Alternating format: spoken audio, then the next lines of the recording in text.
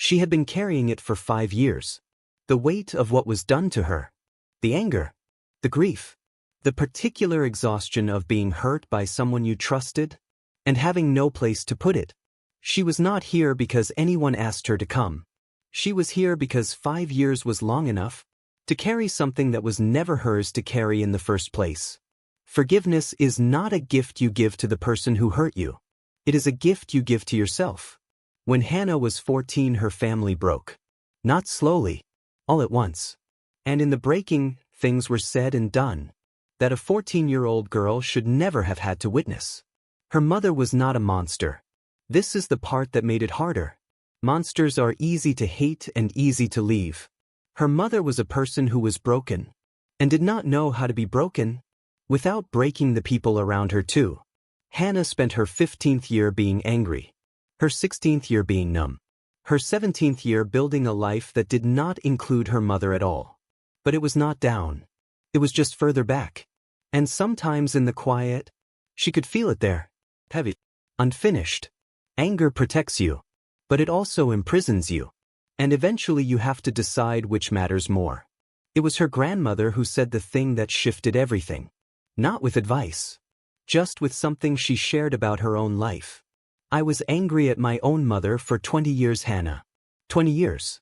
I thought I was protecting myself. I did not understand until much later that I was not protecting myself. I was just keeping myself in the room where it happened. Every day. For 20 years. Forgiving her did not mean what she did was acceptable. It was not acceptable. It meant I was finally ready to leave that room. To stop living in it. What if I am not ready? Then you are not ready. But ask yourself honestly, are you not ready? Or are you choosing not to be ready? Because being ready means letting go of something that has become very familiar. We hold on to anger sometimes not because it helps us, but because we are afraid that releasing it means pretending the hurt was not real. 3 months after that conversation, Hana sat down and wrote a letter to her mother. Not to send. Just to say everything that had been unsaid. She wrote for 2 hours. Pages of it. And when she finished, she sat back and felt something she had not expected. Not relief. Not peace. For the first time the whole truth was outside of her, instead of living entirely inside. Her mother had been in pain too. Not in the same way. Not with the same justification. But in real pain. And carrying the hatred of a person in pain was keeping Hana permanently in the middle of someone else's storm. Understanding why someone hurt you does not excuse what they did, but it sets you free from having to hate them forever in order to survive. She did not do it all at once. A short call first. Painful and awkward. Then another call. Then a letter. Then finally, a meeting.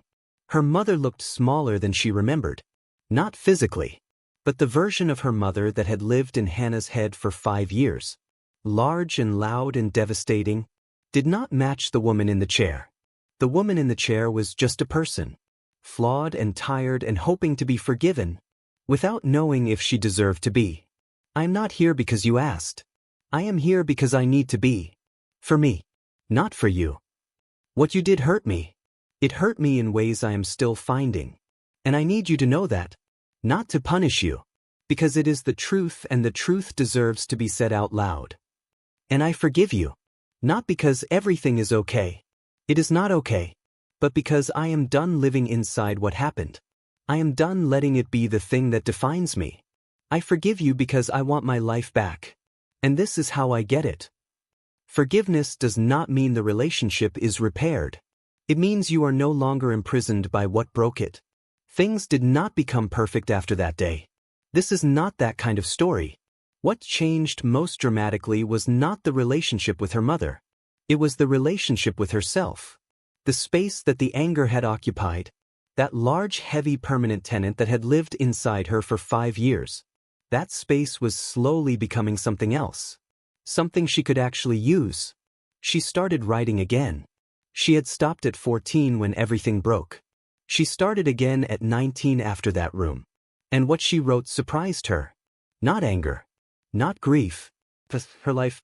The whole enormous, complicated, beautiful thing of it.